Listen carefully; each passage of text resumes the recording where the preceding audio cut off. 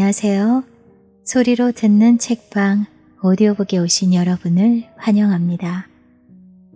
이번에 독자님들께 소개해드릴 소설의 제목은 나의 마지막 엄마입니다. 그윽한 감동의 소설 철도원으로 우리에게 친숙해진 소설가 아사다 지로의 새로운 신작 장편 소설인데요. 아사다 지로 소설의 특징은 특별한 것이 없지만 아주 재미있다는 것입니다. 마치 자신이 겪은 이야기를 손자에게 들려주는 할아버지의 이야기처럼요. 한번 손에 잡게 되면 끝까지 읽게 만드는 힘이 바로 아사다 지로의 소설이죠. 작품의 이해를 돕기 위해 옴기니 이선희님의 글을 먼저 들려드리겠습니다. 옴기니의 말. 가상세계를 통해 진짜 눈물과 진짜 감동을 만들어내는 작가 아사다 지로. 아사다 지로. 그는 한국인에게 세 가지 얼굴을 가지고 있는 작가다. 어떤 사람은 칼의 지다와 창공의 묘성처럼 깊은 깨달음을 주는 중후한 역사 소설을 쓰는 작가로 알고 있고, 어떤 사람은 번쩍번쩍 의리통신처럼 즐거움을 주는 가벼운 터치의 야쿠자물을 내놓는 작가로 알고 있으며, 어떤 사람은 철도원이나 겨울이 지나간 세계처럼 인간의 가장 깊은 곳에 있는 감성을 자극해 눈물과 감동을 안겨주는 작가로 알고 있다. 나는 그의 세 가지 얼굴을 모두 좋아하지만 역시 가장 좋아하는 것은 세 번째 얼굴이다. 그렇다. 나는 소설이라는 가상세계를 통해 그가 만들어내는 진짜 눈물과 진짜 감동을 가슴 시리도록 좋아한다. 그런 그가 이번에 나의 마지막 엄마란 새로운 작품을 내놓았다. 원제가 어머니가 기다리는 고향인 이 책은 고향이 없는 도시 생활자와 고향을 잃어버린 현대인의 이야기다. 즉, 나를 비롯한 우리 모두의 이야기인 것이다. 대형 식품회사 사장인 마스나가 도우루. 그는 결혼도 하지 않고 어머니의 손맛과 최대한 비슷한 레토르트 식품을 만들기 위해 노력한다. 출세하고 싶은 야심은 털끝만큼도 없었지만 어느 날 그에게 사장 자리가 돌아온다. 고향도 버리고 어머니도 버린 채 오직 앞만 보고 달려온 지 40여 년. 그는 40여 년 만에 잃어버린 고향을 찾는다. 정년퇴직을 코앞에 둔 무로타 세이치. 중견 제약회사의 영업부장으로 일하며 임원의 자리를 꿈꿨지만 회사는 그를 차갑게 내팽개친다. 이제 그에게 남은 것은 부모님에게서 물려받은 집에서 아내와 함께 편안한 노후를 보내는 것뿐.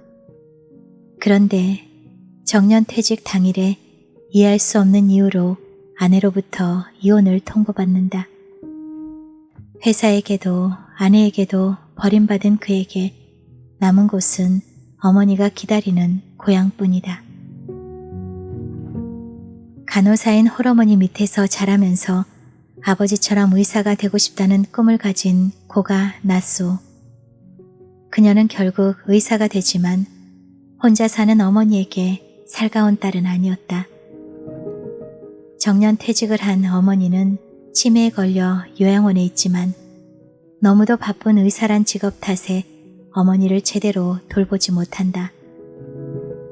어머니가 세상을 떠난 후 그녀는 딸이란 자리를 잃어버렸음을 깨닫고 어머니의 머리칼과 함께 고향을 찾는다.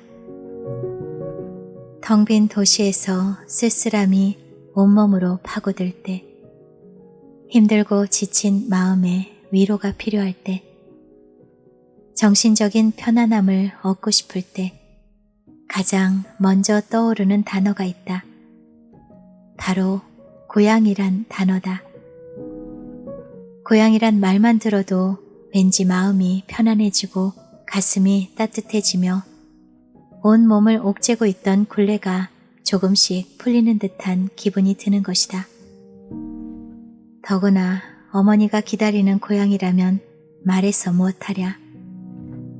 고향에 발을 디딘 순간 외로움도 쓸쓸함도 서글픔도 다 씻겨 내려가지 않을까. 고향이란 말을 들으면 사람들의 머릿속에는 몇 가지 장면이 떠오르곤 한다. 마을 어귀에서 사람들을 지켜주고 있는 커다란 나무, 소꿉친구들과 즐겁게 뛰어놀던 냇가와 언덕, 할머니가 만들어주시는 향토 음식, 밤하늘을 수놓는 빼곡한 별들. 그런데 현대의 도시인들 중에서 그런 모습의 고향을 가지고 있는 사람들은 몇 명이나 될까? 오히려 하늘 높이 솟아있는 아파트 숲과 차들이 쌩쌩 달리는 넓은 도로, 지역의 특색을 잃어버린 평범한 음식들, 별들을 찾아볼 수 없는 뿌연 하늘을 보면서 자란 사람들이 더 많지 않을까. 그럼에도 불구하고 우리는 왜 고향이란 단어에서 그리움과 편안함을 느끼며 잊지도 않은 판타지를 떠올리는 것일까? 이런 의문에 아사다 지로가 내놓은 답은 놀라울 만큼 환상적이고 입이 다물어지지 않을 만큼 현실적이다. 고향이 없는 사람, 고향을 그리워하는 사람, 고향에 돌아갈 수 없는 사람, 그런 사람들에게 그는 고향을 만들어준 것이다. 원제, 어머니가 기다리는 고향에서 알 수 있듯이 이 책에는 노골적인 반칙이 3가지나 들어있다. 어머니, 기다림, 고향이다. 아사다 지로가 독자의 메마른 가슴에서 눈물을 빼내기로 작정한 게 아닐까 할 정도로 이 작품의 곳곳에는 눈물 버튼이 숨어 있다. 그리하여 독자는 자신도 모르는 사이에 그 버튼을 누르고 기꺼이 아름다운 눈물 속으로 뛰어들어 마음에 쌓였던 독을 씻어내게 된다. 그렇다. 이 작품은 아사다 지로가 고향을 잃어버린 현대인에게 주는 특별한 선물이자 해독제다. 앞만 보고 열심히 달려오느라 쌓인 마음의 독, 뒤를 돌아볼 여유도 없이 살아서 쌓인 정신의 독, 가장 소중한 사람들도 돌보지 못했다는 후회의 독, 그런 독들을 떨쳐내고 속이 후련하게 웃을 수 있기를 바라면서 이제 당신의 마음속에 있는 그런 독들을 씻어낼 차례다. 이선희.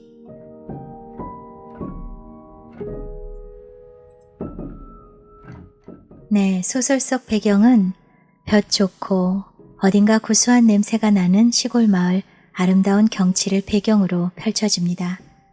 그 시골집에서 1박 2일 머무르는 숙박료가 무려 500만 원입니다.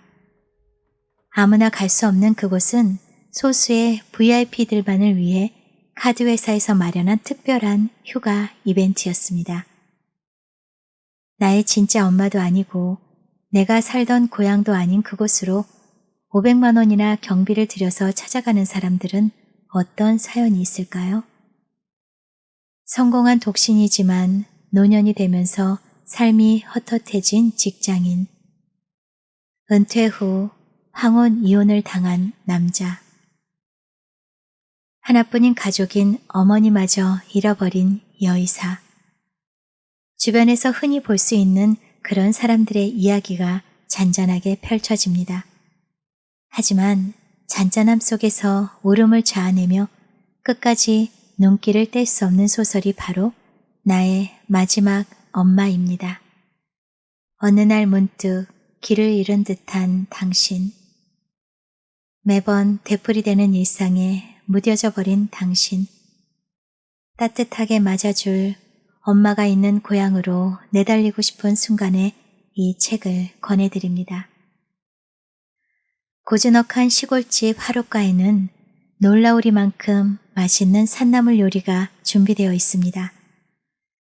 진짜 어머니를 떠나보낸 예순의 여의사는 지금 키가 작고 애틋한 가짜 엄마를 만나러 이벤트에 참여하게 됩니다.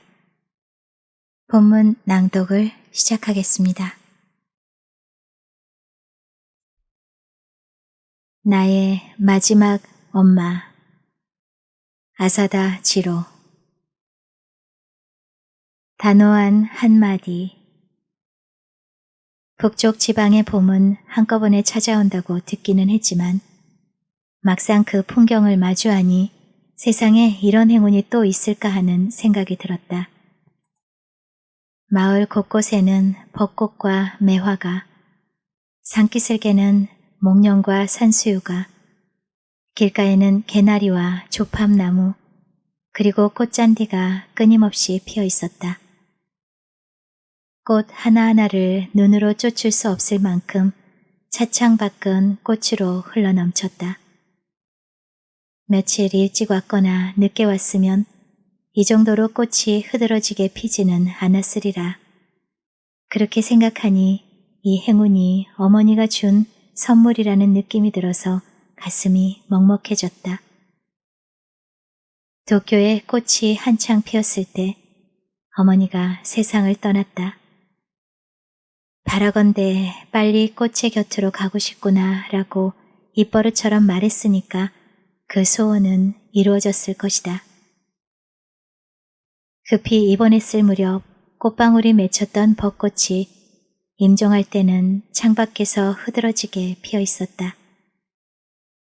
소박한 장례식을 마친 뒤 교토에서 열리는 학회 전날에 휴가를 냈다. 그런데 우연히 그날이 눈이 시릴 만큼 아름다운 봄날이었던 것이다. 멀리 떨어진 산봉우리는 지금도 눈을 이고 있었고 하늘은 티끌 하나 없이 맑았지만 그 하얀색과 파란색이 꽃 색깔을 위협하는 일은 없었다. 자연은 더할 수 없이 조화로웠다. 시내 병원에서 오전 진료를 받고 왔는지 두툼한 옷을 입은 노파 2명이 목소리를 높여서 이야기를 나누고 있었다.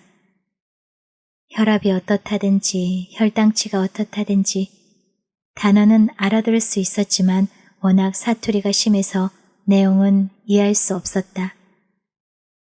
만약 자신이 외래를 담당했다면 제대로 문진도 할 수 없었으리라.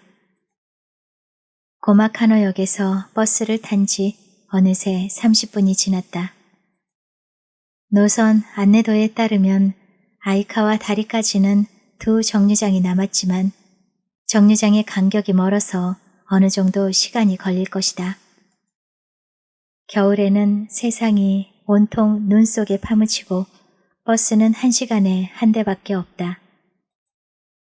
이런 곳에서 고령자가 병원에 다니는 건 상당히 힘들 것이다. 거기까지 생각하고 고가 나스오는 불현듯 자신이 늙었음을 깨달았다. 어머니가 세상을 떠나고 딸이라는 안일한 자리를 잃어버린 순간 예순이란 나이의 무게가 온몸을 뒤덮었다. 항상 의식할 만큼 깊은 통증은 없더라도 하루에 2-3번은 물에 흠뻑 젖은 옷을 억지로 입은 것처럼 기분 나쁘게 전신을 내리눌렀다. 귀에 익숙지 않은 사투리에서 얼굴을 돌리고 그녀는 창밖에 펼쳐진 봄의 풍경을 바라보았다. 벚꽃, 매화, 목련, 산수유. 이 풍경이 유난히 아름다워 보이는 것은 그동안 꽃구경을 할 틈도 없이 일에만 파묻혀 있었기 때문일지도 모른다. 개나리, 조팝나무, 꽃잔디. 의지할 데 없는 늙은 여자로 추락할 때까지 오직 의사라는 자격증 하나에 매달려서. 아버지는 30대 중반에 세상을 떠났다. 학생 신분으로 군대에 끌려갔는데 민간인으로 돌아오고 나서 의학부에 들어갔다고 하는 걸 보면 의지가 강한 사람이었나 보다. 병명은 장결핵이라고 들었지만 아버지 말고는 그런 병으로 돌아가신 사람을 본 적 없다. 항결핵제가 등장하면서 폐결핵과 함께 거의 사라진 병이 아닐까. 간호사인 홀어머니 손에서 자라면서 그녀는 장차 어머니와 같은 직업을 가지겠다고 마음먹었다. 하지만 고등학교에 들어가자 욕심이 생겨서 의사가 되기로 마음을 바꿨다. 사립대학 학비는 도저히 힘들더라도 국공립대학 의학부라면 어떻게 해줄 수 있지 않을까 해서 어머니에게 의논했다. 하지만 어머니는 두 손 들고 반대했다. 학비 문제는 둘째 치더라도 수지타산이 맞지 않는 직업이라는 것이다. 혹독한 근무 환경과 수련의 생활, 아버지처럼 병에 옮을 위험 등을 어머니는 끝도 없이 늘어놓았다. 베테랑 간호사의 눈에 비친 의사라는 직업은 그런 느낌인 듯 했다. 그런데 며칠 후 야간 근무를 마치고 녹초가 되어 집에 오자마자 어머니는 말했다. 나짱, 넌 의사가 되거라. 어머니의 마음이 왜 바뀌었는지는 모른다. 깨질 것처럼 위태로운 결심으로 보여서 아무것도 물을 수 없었다. 당직 의사나 동료에게 의논한 걸까? 아니면 야간 근무의 정적 속에서 혼자 생각한 걸까? 어쨌든 고가 나스오가 인생을 정한 순간은 대학 입시도 의사 국가시험도 아니라 어머니의 허락을 얻은 순간이었다.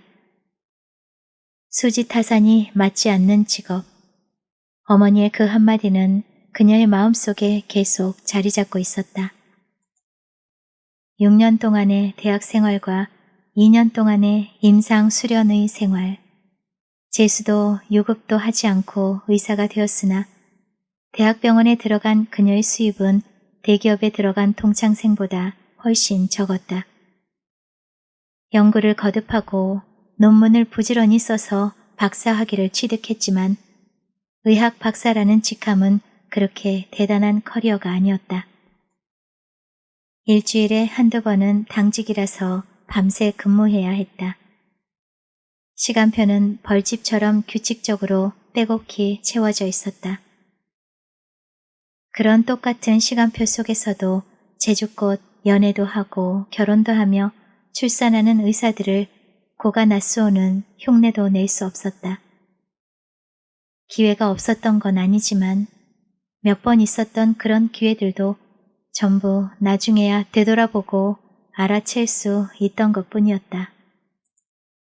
어머니는 60살까지 현역 간호사로 일했다. 그리고 직장을 떠난 순간 어이없을 만큼 갑자기 늙어버렸다. 70살부터는 치매가 시작되었는데 워낙 고집이 세고 성격이 강한 사람이라서 그런지 손이 많이 가고 사람을 힘들게 했다. 간병 생활에 들어간 후에는 홀어머니의 외동딸이라는 처지가 처음으로 힘들게 여겨졌다. 그런 생활에서는 사회적 지위도 어느 정도의 경제력도 아무런 힘을 발휘하지 못했다. 어머니에게 필요한 것은 딸과 같이 있는 시간뿐이었다. 하지만 의사에게는 그럴 시간이 없었다. 인간의 평균 수명에는 통계상의 의미밖에 없다. 그런 사실은 그녀도 알고 있었다. 따라서 그것을 기준으로 생명을 논해봐야 아무런 의미가 없다. 중요한 것은 남겨진 사람들이 얼마나 최선을 다했는지, 그리고 어떻게 그 죽음을 받아들였는지에 따라서 좋은 죽음의 행태가 정해지는 것이라고 생각한다. 그녀에게 남은 건 후회뿐이었다. 일에 치여 요양시설에 가서 어머니를 보는 것도 쉽지 않았다. 치매 어머니를 어머니로 여기지 않고 예전에 어머니였던 사람이라고 여겼다.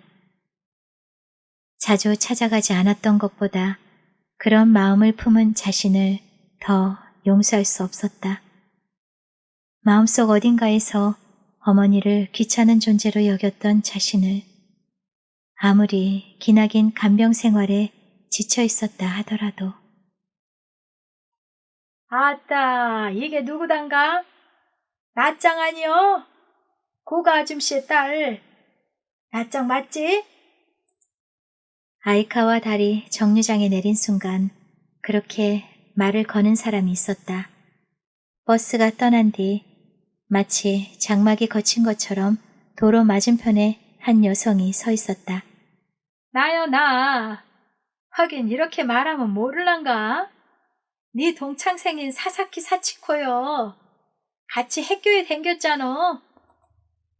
무슨 일이 일어난 건지 고가 나스오는 이해할 수 없었다. 마을의 만물상 같은 곳일까? 낡은 가게의 선반에 술병이 늘어서 있고 약간의 식료품과 생활용품도 한 줄로 진열돼 있었다.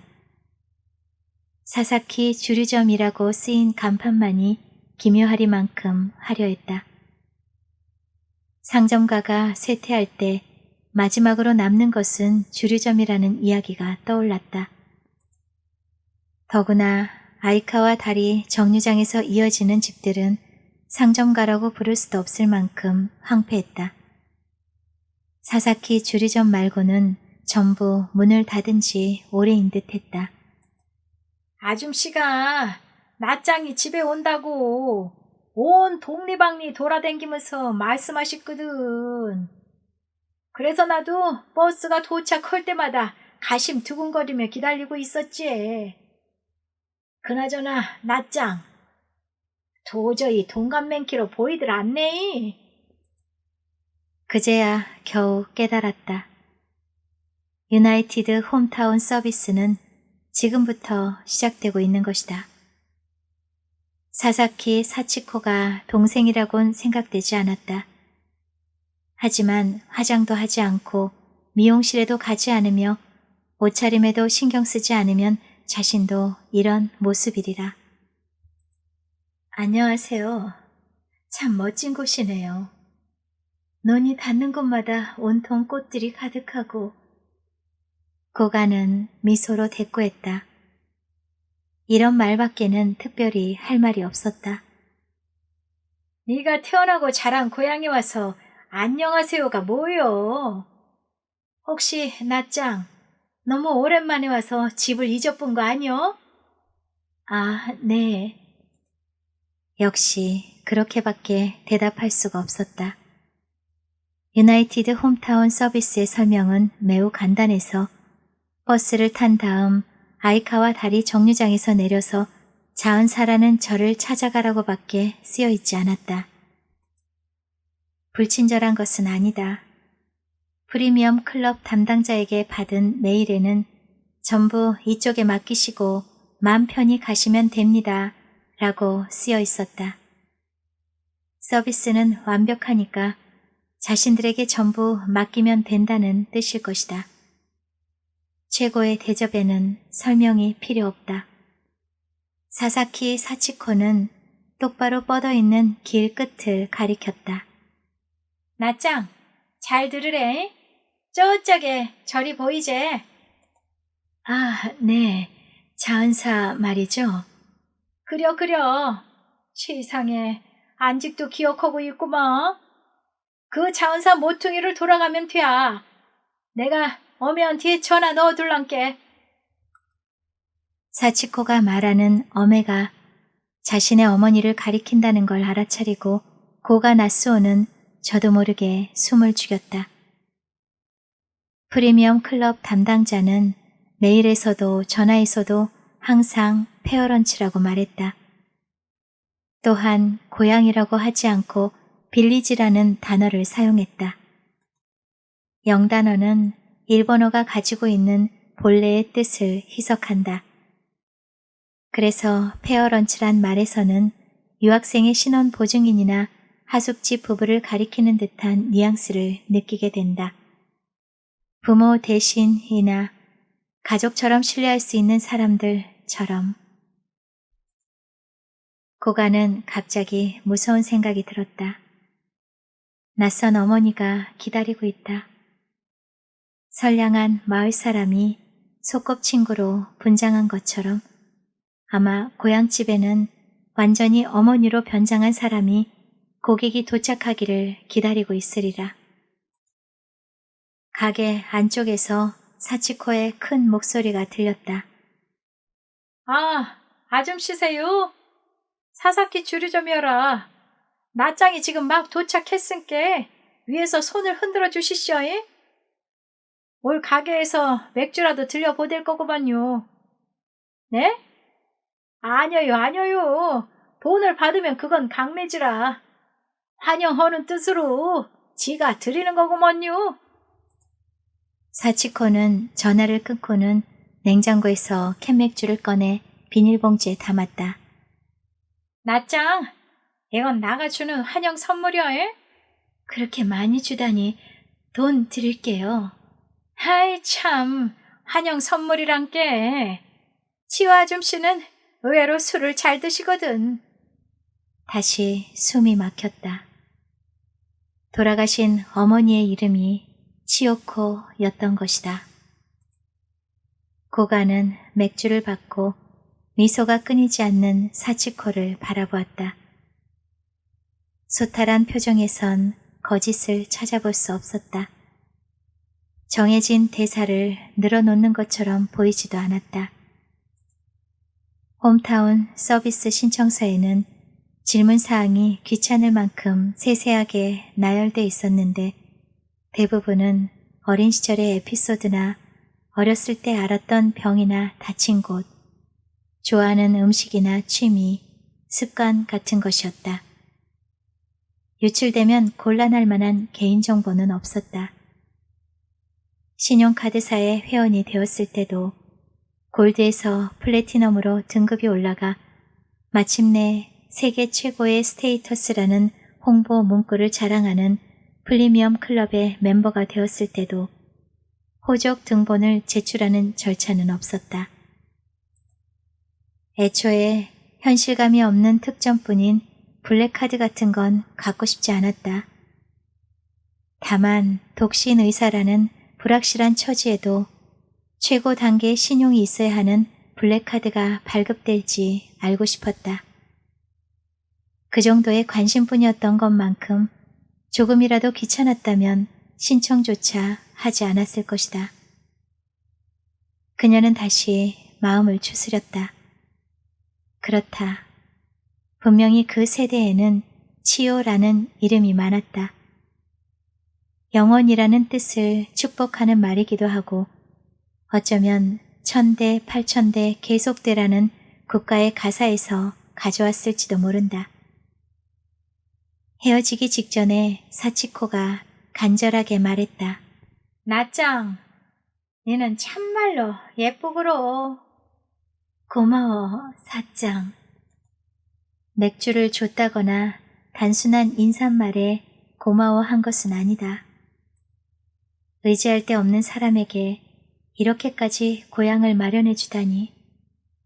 그 사람들의 마음이 고마워서 고가 나스오는 온 마음을 담아 사치코를 꼭 껴안았다. 그러자 사치코의 등에서 힘이 빠져나갔다. 편안히 있다 하거라. 치호 아줌씨는 외로운 사람인께. 진실한 속삭임으로 들렸다. 아따, 나짱. 세상에 이게 얼마만인겨. 오랜만에 효도하러 왔구먼. 경트럭을 타고 지나가던 농부가 주름투성이의 얼굴에 환한 웃음을 담으며 말했다.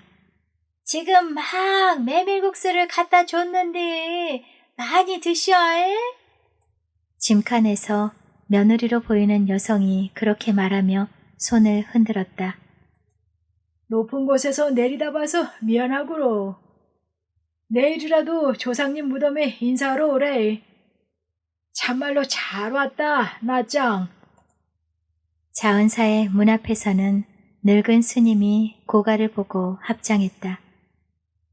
벚꽃, 매화, 목련, 산수유, 핑크색과 하얀색과 노란색의 그레데이션, 개나리, 조팝나무, 꽃잔디. 마을 사람들은 한가로운 봄에 녹아들어 있었다.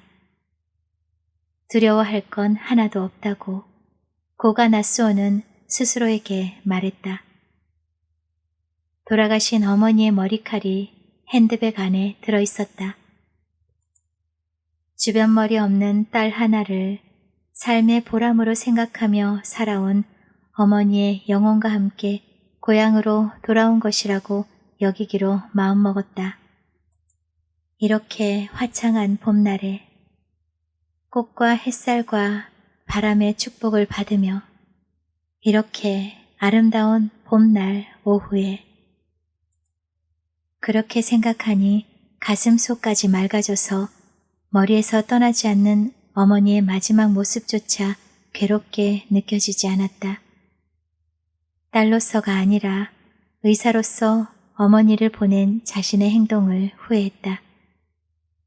하지만 오히려 어머니가 바라던 마지막 모습이었다고 그녀는 걸으면서 생각을 고쳐먹었다.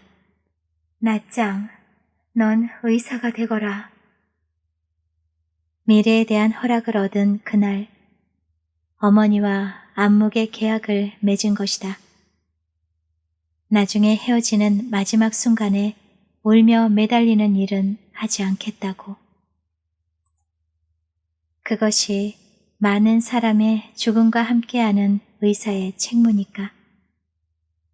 수많은 자식들에게 수많은 어머니들의 죽음을 담담하게 선고해온 자신이 본인의 어머니가 돌아가셨다고 해서 한탄하는 것은 이상하니까.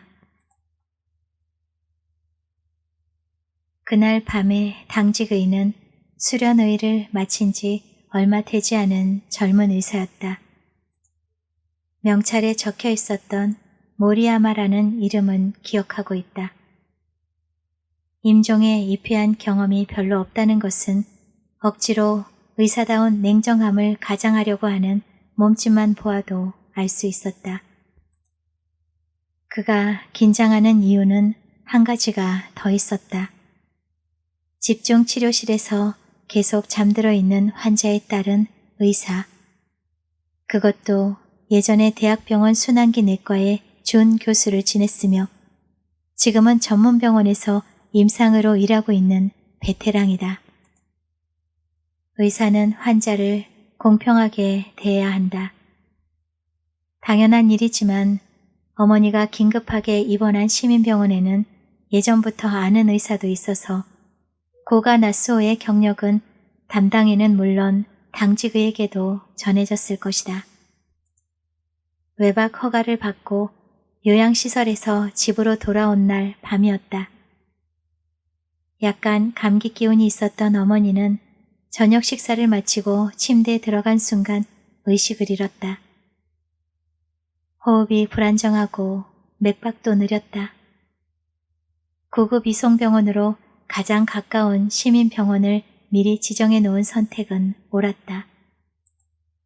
CT 화상을 보고 한눈에 중증 폐렴이란 걸 알았다. 치매 환자는 자각 증상을 호소하지 않는 경우가 많다. 기간 내 삽관을 할 때 나짱! 하고 외친 어머니의 목소리가 귀에 달라붙었다.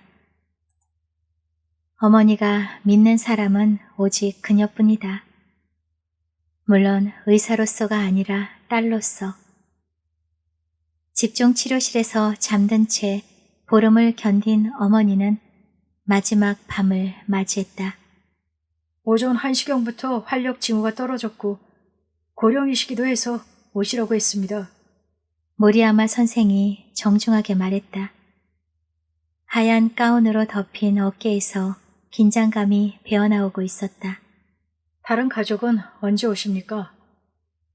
매뉴얼대로다.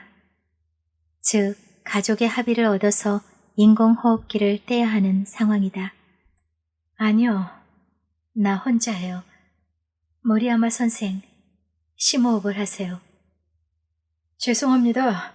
라며 모리야마는 숨을 크게 쉬고 어깨에 힘을 뺐다. 커튼을 열어주시겠어요? 간호사가 닫힌 커튼을 열자 창문 너머에서 벚꽃이 쏟아질 것처럼 흔들렸다. 벚꽃이 집중치료실의 불빛을 받는 게 아니라 그 생명의 빛이 밀실을 비추는 것처럼 여겨졌다. 고가 나스오는 어머니의 몸에 이어진 활력 징후를 읽었다. 혈압은 쇼크 상태를 보이고 심전도의 파형은 일자로 쭉 이어져 있었다. 연명은 원하지 않아요. 인공호흡기를 떼어주시겠어요? 그녀는 단호하게 말했다. 본래는 모리야마가 묻거나 제안해야 하지만 망설이는 모습을 더는 볼 수 없었다. 소리를 내어 말하고 나니 연명치료를 거절하는 것이 어머니의 의사가 아니라 자신의 요청이었음을 깨닫고 입술이 추워졌다. 그녀는 지금 어머니를 죽여달라고 말한 것이다. 그녀는 어머니의 손을 잡았다. 모리야마가 말없이 인공호흡기의 스위치를 껐다. 배가 부두를 떠나듯 생명이 멀어졌다. 그동안 고마웠어요. 그녀는 젊은 의사를 향해서 말했다. 지금까지 수도 없이 들은 말이지만 자신이 입에 담는 것은 처음이었다. 모리야마가 말없이 고개를 숙였다.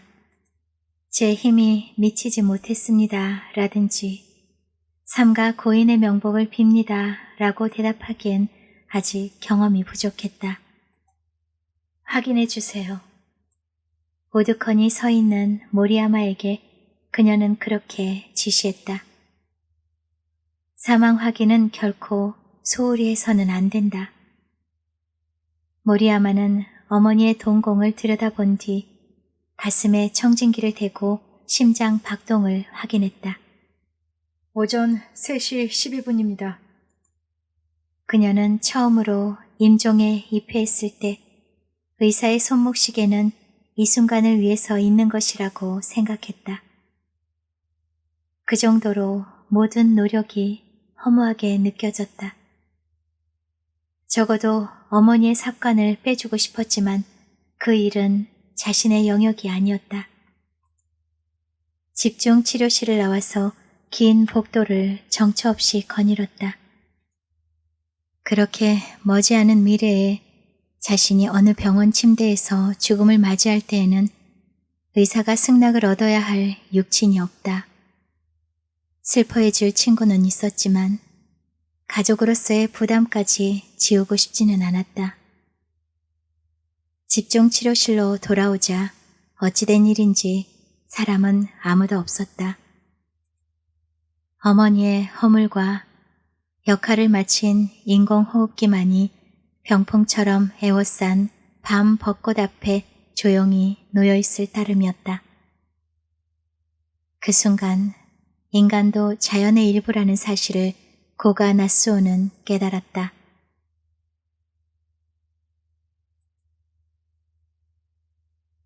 자신의 고향이라면 길을 헷갈릴 이유가 없다.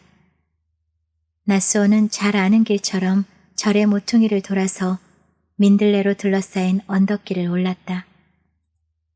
마을 사람들의 시선이 자신에게 쏠려 있는 듯한 생각이 들어 그녀는 등줄기를 꼿꼿이 세웠다. 야야, 야야. 하고 부르는 목소리에 고개를 들었더니 마가리아의 툇마루에서 두 손을 흔드는 사람이 보였다. 왔구마, 왔구마, 왔구마, 왔구마, 드디어 왔구마. 그녀는 걸음을 멈추고 똑같이 손을 흔들었다. 사치코가 연락해준 건 엄해란 걸 알았기 때문이었다.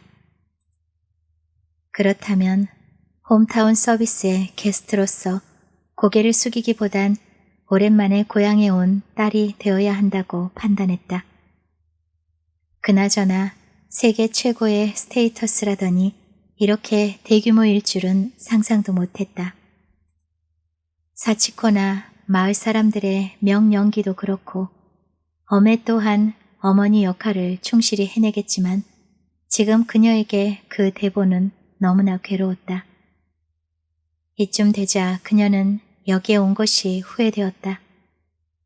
하지만 여기까지 온 이상 되돌아갈 수는 없다. 카드 회사가 고객의 근황까지 알고 있을 리는 없다. 그렇다면 서비스를 철저하게 준비했을수록 자신은 더 큰 상처를 입지 않을까. 지금이라도 프리미엄 클럽의 담당자에게 전화해서 지금 취소할 수는 없어도 연출을 적당히 해달라고 전해야 하지 않을까. 나쏘, 잘 왔구로. 편히 쉬었다 가거라. 뒷산에 메아리 치는 목소리가 고가 나쏘의 가슴에 화살처럼 박혔다. 머리에 수건을 쓴 사람은 어머니 나이와 비슷할까. 하지만 몸은 훨씬 작고 얼굴은 새까맣게 그을렸다. 그녀는 산골 마을을 무대로 한 최고급 리조트를 상상했다. 그런 곳이 연극적인 연출이나 과장된 서비스를 제공한다는 것도 알고 있다.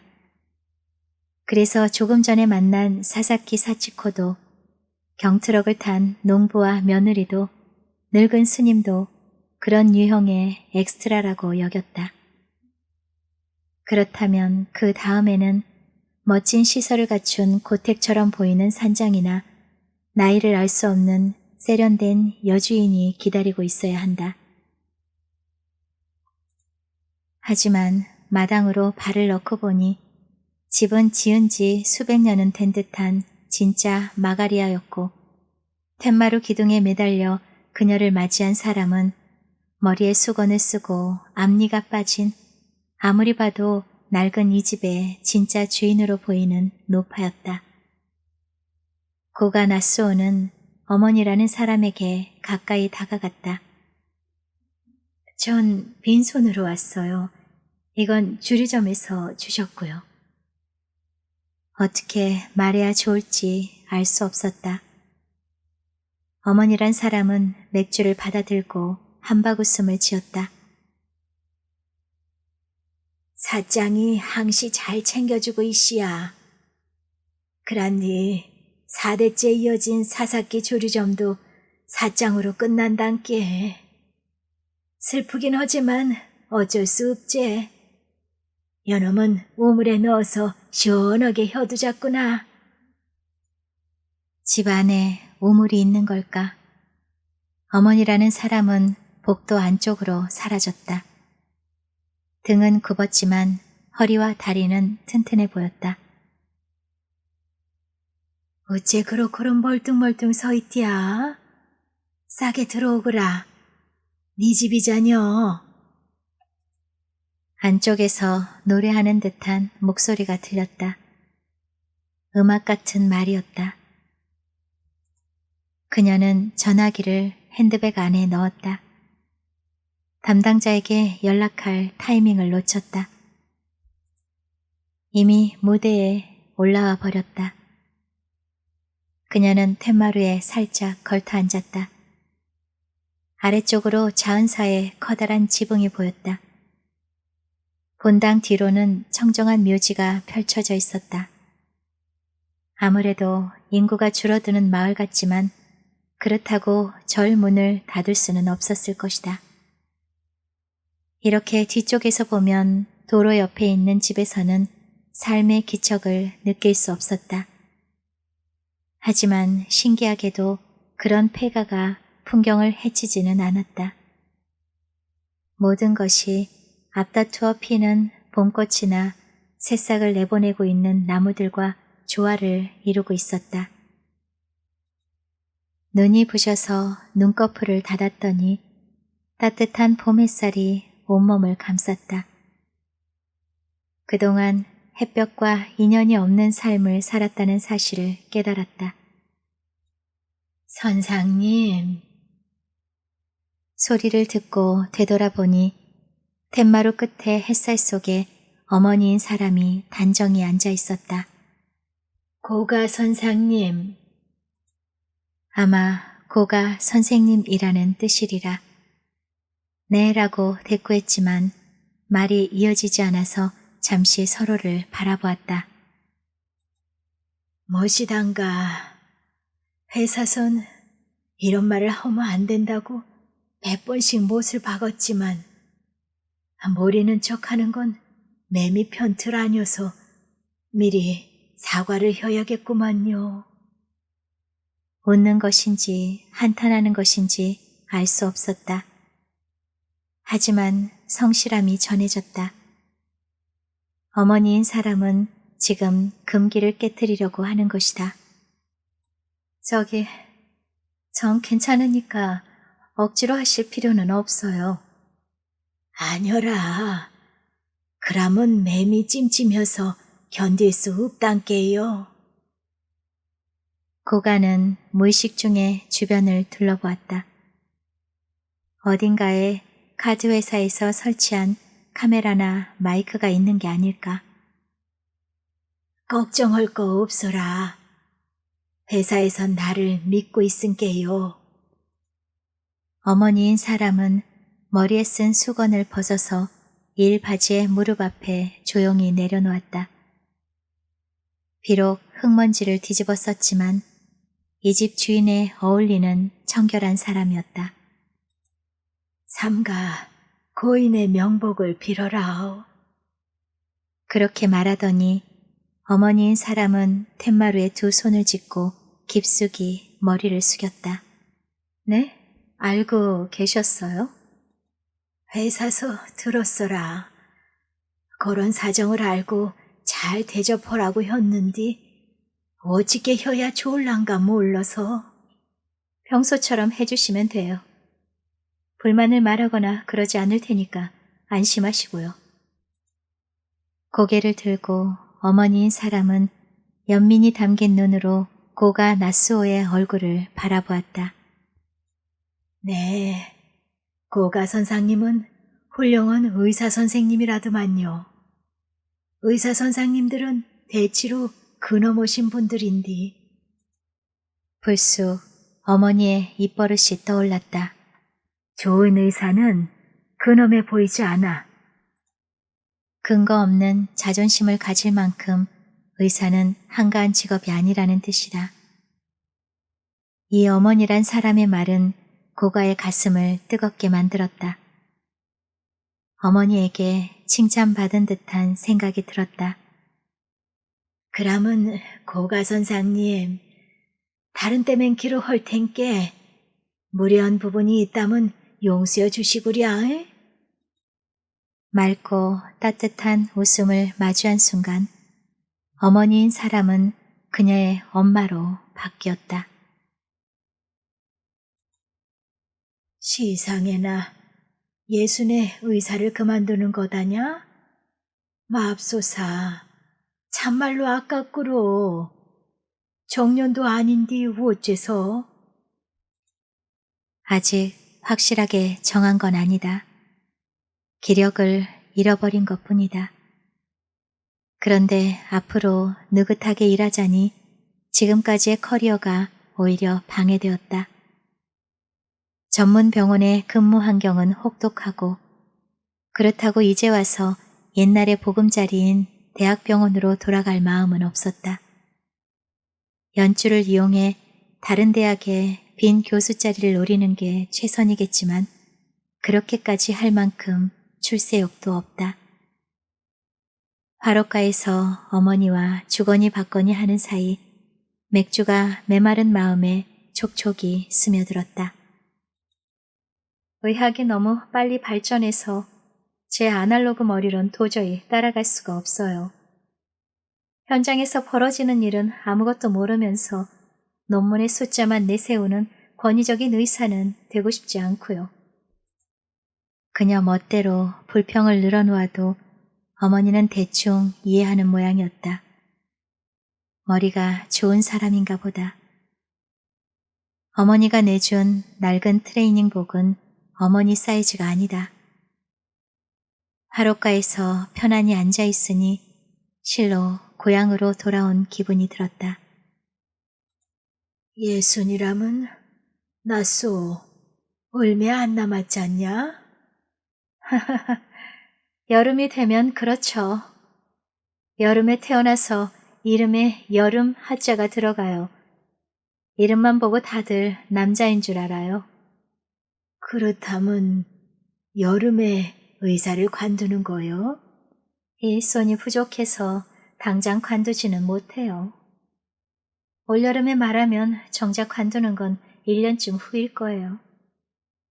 그런 다음에는 아르바이트 자리라도 구하려고요. 아르바이트라니 병원 청소라도 하게? 네? 그게 아니라 의사 아르바이트요. 일주일에 하루나 이틀 정도요.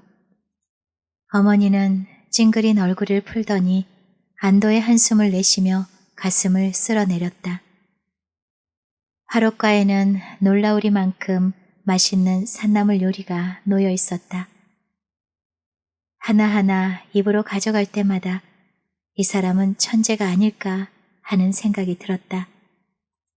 두릅과 오갈피순 튀김, 유부와 어묵을 넣은 고비 나물조림. 이건 뭐예요? 쌉싸래한 향기가 혀를 감싸는 나물이었다. 머위를 된장에 묻히서 구운 거구먼. 쌉싸래한 맛이 겨울의 독을 몸 밖으로 내보내주제. 된장에 묻힌 미나리, 간장에 묻힌 파드득 나물, 마치 봄의 온기를 먹고 있는 듯했다. 어린 죽순은 껍질째 화롯불에 구웠다. 이 짝 주변에는 커다란 죽순은 없고 다 요렇게럼 쬐깐한 것뿐이요. 입에 넣고 오물거리자 죽순 특유의 향이 코로 빠져나갔다. 있자녀, 나쏘. 왜요? 작은 죽순을 숯불 위에 굴리면서 어머니가 조심스럽게 말했다. 암만 해도 애수는 너무나 빠르들 않다냐? 누군가가 어머니의 입을 빌려 자신을 설득하려는 것 같다는 생각이 들었다. 일반 회사에서는 정년퇴직이 예순이에요. 저도 이제 편하게 살고 싶어요. 그건 너무 이기적인 생각이요. 그 한마디에 눈물이 솟구쳤다. 이렇게 단호하게 야단쳐주는 사람은 이제 없다. 이기적인가요? 그녀는 울상을 지으며 연기 너머를 바라보았다. 지금 그녀를 야단치는 사람은 어머니의 영혼이 아니다. 젊은 시절의 아버지가 편안히 양반다리를 하고 앉아서 술을 마시고 있었다. 이기적이다 마다. 여름에 태어났다면 여름에 죽어도 상관은 없지만 여름에 의사를 그만둘 이유는 없어야. 그녀는 전쟁터에서 돌아와 의사가 되기로 결심한 아버지를 동경했다. 그런 아버지의 뜻을 이어받았다는 사실을 어느새 까맣게 잊고 있었다. 고맙습니다. 낡은 트레이닝복을 입은 채 무릎을 나란히 하고 그녀는 진심으로 고개를 숙였다. 그날 밤은 어머니와 베개를 나란히 하고 잠자리에 들었다. 달은 뜨지 않았어도 장지문은 푸르스름한 별빛에 물들었다. 완벽한 정적 속에서 생명의 소리가 들렸다. 귀의 안쪽에서 심장이 쿵쾅거리고 피가 흐르는 소리까지 전해졌다. 내일은 느긋하게 있다 가거라. 단순한 립 서비스가 아니라 어머니는 진심으로 그렇게 말하고 있다. 이 집에서 혼자 살면 사람이 그립지 않을까? 저도 느긋하게 있고 싶지만 교토에서 학회가 있어요. 세상에 참말로 바쁜가 보구마이. 의사 선생님인께 어쩔 수 없겠지. 신칸센을 타고 간다냐, 비행기를 타고 간다냐. 신칸센을 갈아타면 꼬박 반나절이 걸린다. 하지만 하나마키에서 이타미까지는 하늘길이 열려 있다.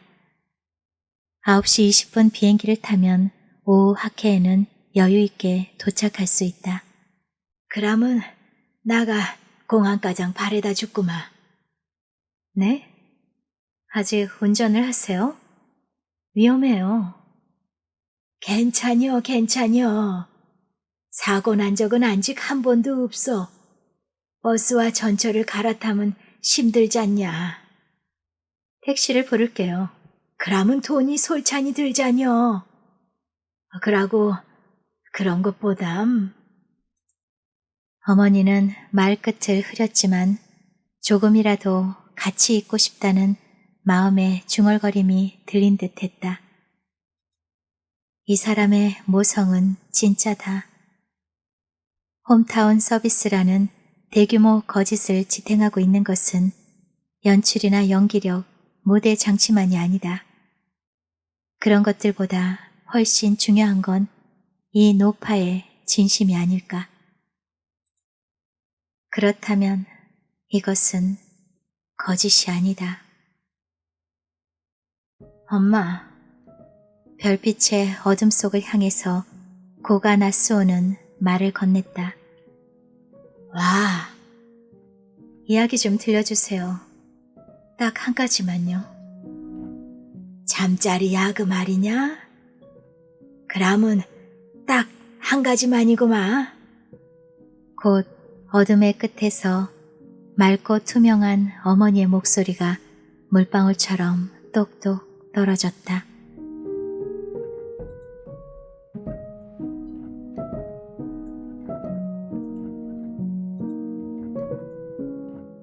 네, 나의 마지막 엄마의 낭독은 여기까지 들려드리도록 하겠습니다.